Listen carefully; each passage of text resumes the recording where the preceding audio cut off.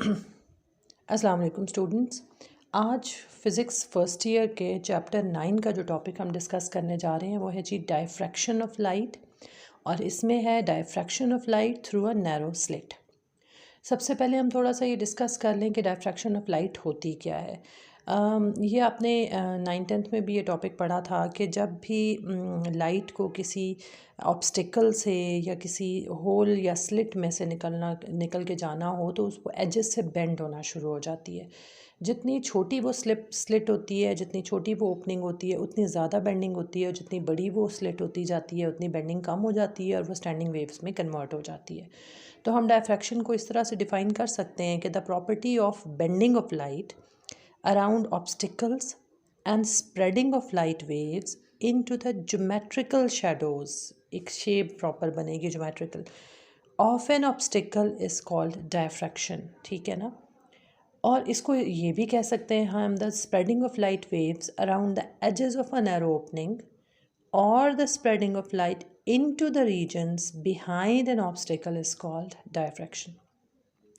तो डायफ्रैक्शन में आप सोर्स स्लिट में से उसको गुजारें या उसके सामने कोई हर्डल रख दें तो उसकी बेंडिंग स्टार्ट हो जाती है, और उसकी बेंडिंग की वजह से उसकी जो वो इमेज बना रही होती है, जो शेडोज़ बना रही होती है, उसमें आपको डिफरेंट शेड्स नज़र आएंगे। ब्राइट फ्रिंजेस भी नज़र आएंगी और डार्क फ्रिंजेस भी। जो ब्राइट फ्रिंजेस होती हैं ना उनको हम मैक्सिमास कहते हैं, और जो डार्क फ्रिंजेस होती हैं उनको हम मिनिमास कहते हैं। ये मैक्सिमास और मिनिमास जो है वो आप पहले चैप्टर के स्टार्ट में पढ़ चुके हैं। मैक्सिमा का मतलब ये होता है कि ब्राइट फ्रिंज वो एरिया जहाँ पर शेडो का वो एरिया स्क्रीन पर जहाँ पर आपको ज़्यादा लाइट इंटेंसिटी नज़र आ रही है वो मैक्सिमास कहलाते हैं, और मिनिमास वो है जो डार्क एरिया है उसको मिनिमम कहा जाता है।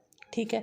अब हम जो टॉपिक पढ़ने जा रहे हैं ये diffraction due to narrow slit है, और जो हम डिस्कस करेंगे ये फ्रॉनहूफर डायफ्रैक्शन है। डायफ्रैक्शन दो तरह की डिस्कस की जाती है, एक फ्रॉनहूफर डायफ्रैक्शन है जो हम अभी डिस्कस करेंगे, और एक है फ्रेस्नेल डायफ्रैक्शन। इन दोनों में जो फ़र्क है वो भी आपको भी स्क्रीन पे नज़र आ रहा है कि फ्रेस्नेल ने क्या किया था कि उसने एक फाइनेट डिस्टेंस के ऊपर लाइट सोर्स रखा था, उसने स्फेरिकल और सिलेंड्रिकल वेव फ्रंट्स को यूज़ किया था और लेंसेज यूज़ नहीं किए थे। ये जो बात है ना, ये अब हम फ्रॉनहूफर जब पढ़ेंगे तो मैं आपको लेंसेज की अहमियत बताऊंगी। और लेंसेज उसने यूज़ नहीं किए थे फ्रेस्नेल ने अपने डायफ्रैक्शन में, तो ये बड़ा डिफ़िकल्ट हो गया था उसको ऑब्ज़र्व करना और उसको एनालाइज करना।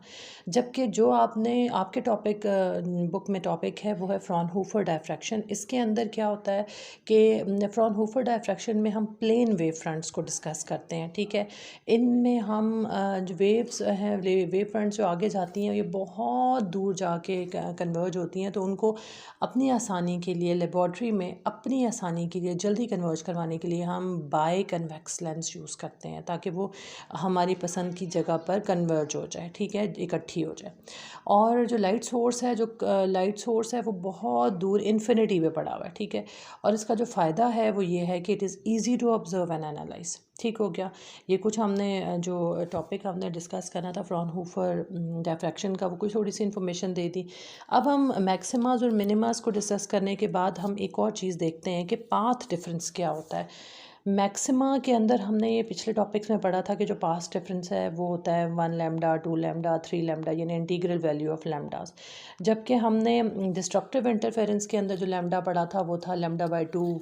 जितनी भी डिस्ट्रक्टिव इंटरफेरेंस होंगी उनमें पाथ डिफरेंस लैम्डा/2 का बनेगा। लेकिन जब हम ये डिस्कस करेंगे ना ये टॉपिक नैरो स्लिट के एक्सपेरिमेंट डायफ्रैक्शन का, इसमें आपको लिखा हुआ मिलेगा कि दोनों में पाथ डिफरेंस लैम्डा का है, तो आपने कंफ्यूज नहीं होना। ये हम डिस्कशन जब करेंगे तो आपको ये बात बिल्कुल क्लियर हो जाएगी। ठीक है। अब हम अपनी डिस्कशन का आगाज़ करते हैं। वो ये है कि देखिए जी, हम सपोज़ करते हैं कि एक स्लिट है ए बी, बहुत ही छोटी होती है। जो स्लिट होती है ना, it is comparable to the wavelength. हम जो आपको डायग्राम दिखा रहे हैं बहुत बढ़िया सा सुराख नज़र आ रहा है। ये सुराख बड़ा नहीं होगा, ये वेव लेंथ जितना होता है या फिर वेव लेंथ से भी छोटा होता है। ठीक है ना। हम आपको मैग्नीफाइड इमेज लेके डिस्कस करेंगे। तो ये जो स्लिट है ये ए बी इसको नाम दिया है हमने। ठीक है। इसके अंदर से सपोज़ करें कि 9 रेज़ गुजर रही हैं। होती तो लाखों करोड़ों हैं, लेकिन हम अपनी आसानी के लिए 9 रेज़ को ले लेते हैं। ठीक है। और वो जो गुजर रही हैं वो पैरेलल हैं एक दूसरे के, और वो एक लेंस के ऊपर जा रही हैं, लेंस में से गुजर कर वो फोकस होती हैं एक स्क्रीन के ऊपर, पी पॉइंट के ऊपर। यहाँ तक बात समझ आ गई? आपको जो तस्वीर नज़र आ रही है उसमें 7 वेव्स नज़र आ रही हैं, रेज़ नज़र आ रही हैं। आप सपोज़ कर लें ये 7 नहीं 9 है, तो तब भी सेम ही है, फिनोमेना सेम होगा, सिर्फ 2 रेज़ बढ़ जाएंगी। ठीक है, मैं आपको जो होंगे ना दोनों के लिहाज से बता दूँगी, बल्कि आपकी बुक के लिहाज से उनके जो इन फेज़ रेज़ हैं ना वो बता दूँगी। ठीक है, तो जो इस फेज़ जो रेज़ हैं इस डायग्राम के अंदर कैपिटल ए कैपिटल बी उट स्लिट है। ठीक है, और यहाँ पर आपको जो रेज नज़र आ रही हैं उनका देखो लेंथ से थोड़ा सा डिफरेंस बढ़ जाएगा। रे 1 को अगर आप देखें तो रे 1 जो है वो रे 2 जो है सेम डिस्टेंस से नहीं जा रही, इनकी जो पाथ डिफरेंस है ना लेंथ से कम है। सबसे छोटा रे 1 का होगा, उससे बड़ा रे 2 का होगा, उससे बड़ा होते होते 9th तक जो पहुंचेंगे सबसे बड़ा डिफरेंस है पाथ डिफरेंस। तो फिर अब आप ये सोचेंगे कि इतने बड़े जब पाथ डिफरेंस सब में है तो हम उसको डिस्कस कैसे करने जा रहे हैं। इसके लिए हम छोटी सी कंस्ट्रक्शन करेंगे। वो कंस्ट्रक्शन ये होगी कि हम पॉइंट ए से परपेंडिकुलर यानी नॉर्मल ड्रॉ करेंगे, परपेंडिकुलर यानी नॉर्मल ड्रॉ करेंगे जो ए सी होगा। ठीक है, ए सी जो है वो एक परपेंडिकुलर हमने ड्रॉ कर लिया। अब हमारे पास अगर आप नोटिस करें तो एक ट्रायंगल सी बनी हुई नज़र आ रही होगी आपको, कैपिटल ए कैपिटल बी और कैपिटल सी, ये एक ट्रायंगल है। ठीक है, इस ट्रायंगल के अंदर आपको ये मैं बताती चलूँ कि ये परपेंडिकुलर ड्रॉ जो हमने किया था कंस्ट्रक्शन, उसका फ़ायदा क्या था। अब आप ज़रा थोड़ी देर के लिए भूल जाएं कि ए सी से पीछे भी कोई पार्ट है, ए सी से आगे आगे जितनी रेस हैं उनका लेंथ तक डिफरेंस सेम है। यहाँ पर हमने जो डिफरेंट जो फासला आगे पीछे था वो बी और सी के दरमियान था, वो हमने थोड़ी देर के लिए निगलेक्ट कर दिया। अब हमने ए सी से लेकर लेंस तक का फासला है, उसमें सारी लेंस रेज जो हैं वो सेम डिस्टेंस पे जा रही हैं। ठीक हो गया। अब जो पाथ डिफरेंस आ रहा था ना ए बी सी ट्रायंगल का, अब हम उसको थोड़ा सा डिस्कस करते हैं कि उसके अंदर इनका क्या थोड़ी सी इस पर एक्सपेर करते हैं, थ्योरेटिकली इस पर काम करते हैं। अब आप ज़रा यहाँ पर ट्रायंगल को डिस्कस करें तो ट्रायंगल में आपको नोटिस करें कि बी और सी इसका पाथ है, जिसके पार्ट है जो लैम्डा के बराबर है। बी और सी जो है वो लैम्डा के इक्वल है। ठीक है, और इसके ऊपर आपको सी के ऊपर आपको 90 का एंगल बना हुआ नज़र आ रहा है बी। ठीक है, बी के ऊपर आपको 90 का एंगल बना हुआ नज़र आ रहा है। अब आप यूँ सोचें कि 1 से 5 तक हाफ़ होती है ट्रायंगल और 5 से 9 तक हाफ़ होती है ट्रायंगल।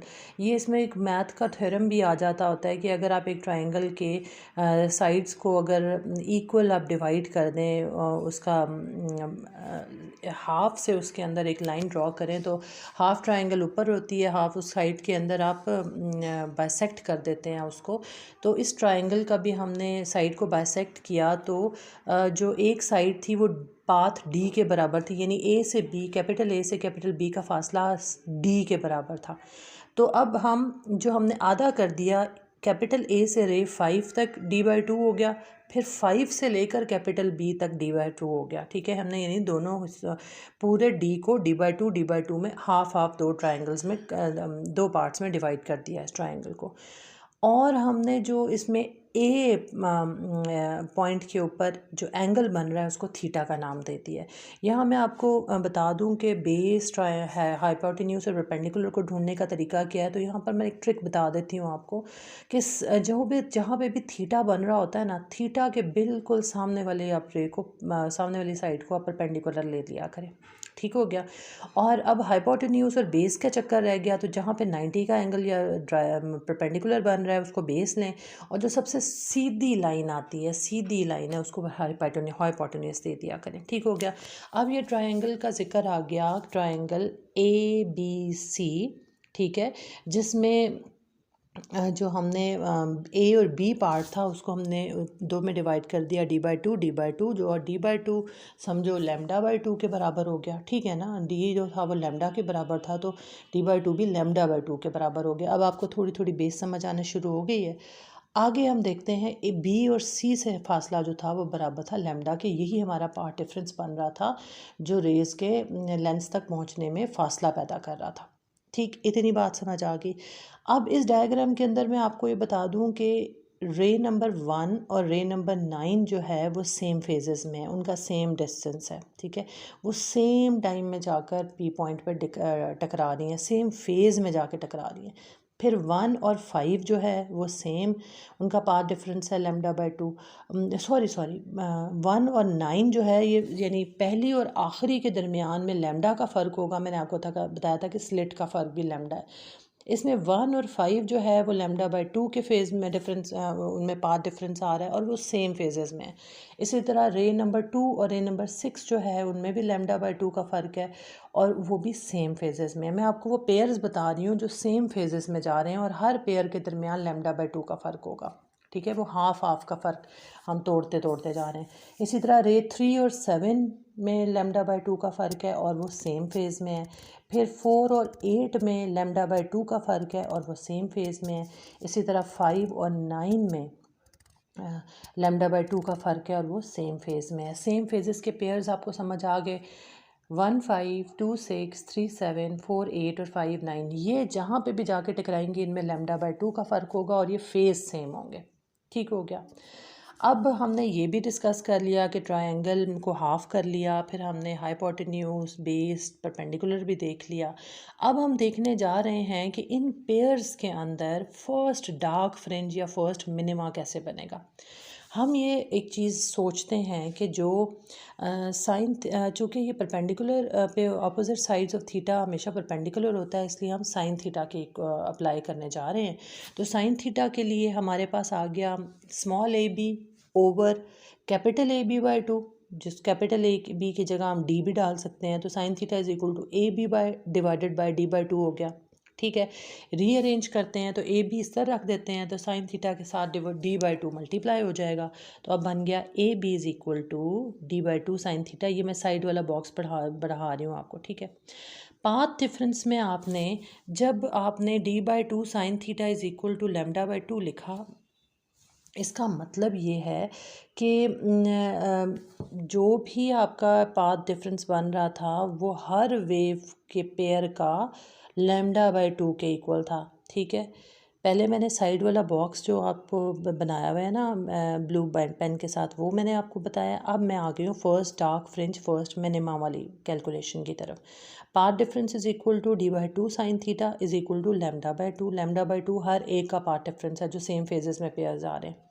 2 से कट जाएगा तो हमारे पास बी बन गया D sine theta is equal to lambda. देख आ गया ना लैम्डा, यानी हर मिनिमा में जो भी पाथ डिफरेंस होगा वो लैम्डा के इक्वल होगा। ठीक हो गई बात। अब आगे सेकंड डार्क फ्रिंज जो बनती है, यानी सेकंड मैक्सिमम लेने के लिए हमने क्या करना है, डी साइन थीटा में लैम्डा के साथ 2 लगा देना है। इसी तरह थर्ड में लैम्डा के साथ 3 लग जाएगा, फोर्थ में लैम्डा के साथ 4 लग जाएगा। एम बहुत सारी जगहों पे एन भी लेते होते हैं, आपकी बुक में एम यूज़ हुआ है। तो एम पार्ट के लिए D sine theta M dark fringe M minima के लिए जो होगा N D sine theta M हो जाएगा। और एम जो है वो पॉजिटिव नेगेटिव 1 2 3 4 इंटीग्रल वैल्यूज़ है। यहाँ पर एक बात जहन में रखें कि मिनिमा का जो पाथ डिफरेंस है नॉन ज़ीरो होगा।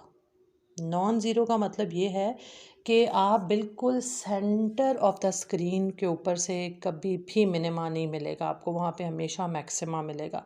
वहाँ पर कंस्ट्रक्टिव इंटरफेरेंस हो रही होगी। आपने ये डायग्राम भी अगर आप देखी हो आपकी बुक के जो साइड पे बनी हुई है, उसमें आपको मिडल में पीक नज़र आ रही है, वो मैक्सिमा है और मिडल में सबसे बड़ा मैक्सिमा होता है। फिर जैसे जैसे वो साइडों पे जाता है तो मैक्सिमा की साइज़ कम और मिनिमा का साइज़ बढ़ता चला जाता है, शेडो बढ़ता चला जाता है। तो ठीक हो गया।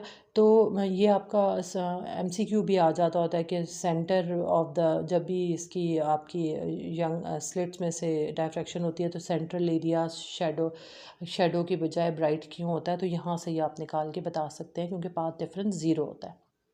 ठीक हो गया, यहाँ तक ही आपकी सारी कैलकुलेशन थी। अब हम ज़रा इनका देख लेते हैं कि टॉपिक में रिलेशन क्या है जी एम डी साइन थीटा और लैम्डा का आपस में। एम जो है अगर आपने निकालना हो तो वो बनता है इसी फार्मूले के अंदर से, M is equal to D sine theta over lambda. तो यहाँ पर हमें नज़र आ रहा है कि एम जो है डायरेक्टली प्रोपोर्शनल है डी के। जितनी बड़ी स्लिट होगी उतनी बड़ी आपको डार्क फ्रिंज नज़र आएगी, और साइन थीटा, जितनी बड़ी साइन थीटा की वैल्यू होगी उतना ही आपको फ्रिंज बड़ी नज़र आएगी। साइन थीटा मैक्सिमम होगा 90 डिग्री पे, ठीक हो गया ना ये। तो वहाँ पे आपको सबसे बड़ी फ्रिंज नज़र आएगी। और लैम्डा और एम का जो आपस में रिलेशनशिप है वो इन्वर्स है। इसका मतलब है जितनी बड़ी लैम्डा होगी उतनी आपको छोटी फ्रिंजेस नज़र आएंगी, ठीक है ना, उतना छोटा आपको मिनिमा नज़र आएगा, तो नंबर आपका होगा। तो यहाँ पर ये इनका कंपैरिजन था। और ये आपके जो सिलेबस के अंदर हमने सिर्फ मिनिमास को निकालना था, मैक्सिमास को इसलिए नहीं निकालना था कि मिनिमा की ये इस जो एक्सपेरिमेंट है इसमें मिनिमा की वैल्यूज़ तो श्योरली वही होती हैं जहाँ पे वो बन रही होती हैं, लेकिन मैक्सिमा जो है वो जहाँ पे भी कंस्ट्रक्टिव इंटरफेरेंस हो रही होती है वहाँ पे ज़रूरी नहीं होता कि वहाँ पे वो मैक्सिमा बने। ये ऊपर जो आपको मैंने बना के एक डायग्राम दिखाई है वहाँ पे ये है कि कभी कभी मुख्तलिफ एंगल से आने वाली रेज़ एक दूसरे को ओवरलैप कर जाती हैं और वो मैक्सिमा भी वहाँ पे डार्क हो जाता है। मैक्सिमा नहीं मिलता हमें, वहाँ पे भी डार्क एरिया मिलता है, मिनिमा मिलता है, तो इसलिए हमने उस टॉपिक को इसमें डिस्कस ही नहीं किया। तो आपके लिए यहाँ पे सिर्फ मिनिमा की वैल्यू निकालनी है। और ये जो है बच्चे बार बार ये सोचते हैं कि सिर्फ 9 रेज़ ही क्यों, तो बेटा एक बात जहन में रखिएगा कि लाखों करोड़ों रेज़ हैं और हर एंगल पे पड़ रही हैं, लेकिन हम जब भी कोई चीज़ डिस्कस करने लगते हैं तो उसमें हम सैम्पलिंग कर देते हैं, कुछ रेज़ ले लेते हैं ताकि वो हमारी स्टडी को ईजी कर सकें। तो हर एंगल पे ये मुख्तलिफ रेज़ बनेंगी और हर एंगल पे कहीं पे मिनिमा बन रहा होगा, कहीं मैक्सिमा। हमने उसमें से सिर्फ ये वाला पार्ट उठाया है जिसमें मिनिमा बन रहा था। तो जो बाकी एरियाज़ आप देखें तस्वीरें हैं वो आपको नज़र आ रही होंगी। और इसमें और यंग्स डबल स्लिट एक्सपेरिमेंट में फ़र्क ये है कि यंग्स जो डबल स्लिट एक्सपेरिमेंट था उससे जो बनने वाली फ्रिंजेस थी उनकी जितनी भी फ्रिंजेस थी उनमें डार्क और लाइट का साइज़ सेम था, मिनिमा मैक्सिमा सेम साइज़ के बन रहे थे, लेकिन इसमें नहीं ऐसा होता। और दूसरी बात यह है कि हम ये विजुलाइज़ करते हैं, ये सोचते हैं कि एक सुराख में से निकलने वाली जो रेज़ हैं वो स्ट्रेट जाके पड़ेंगी और उतना ही इमेज क्रिएट करेंगी ब्राइट जितनी सुराख हमने दिया था। लेकिन आपको हेगन्स प्रिंसिपल पता होगा कि जब भी किसी सुराख में से कोई चीज़ या स्लिट में से वेव गुजरती है वेव फ्रंट, तो वो आगे जाके बेंडिंग देती है और बेंडिंग के बाद वो मज़ीद आगे वेव फ्रंट्स क्रिएट करती है और उनमें से हर वेव फ्रंट आगे मज़ीद एक सोर्स बन जाता है मज़ीद वेव्स को बनाने में। तो एक कंटिन्यूस प्रोसेस हो जाता है और उसकी वजह से वो साइज़ बढ़ जाता है। तो इसलिए हमें जो स्लिट छोटी थी उससे गुजरने वाली वेव रेज़ की का जो इमेज था वो बहुत बड़ा ब्राइट शेडो बना, बहुत बड़ा मैक्सिमम मिडल में बना, ठीक है ना। तो इसमें ये सारा टॉपिक सिर्फ यही था। इस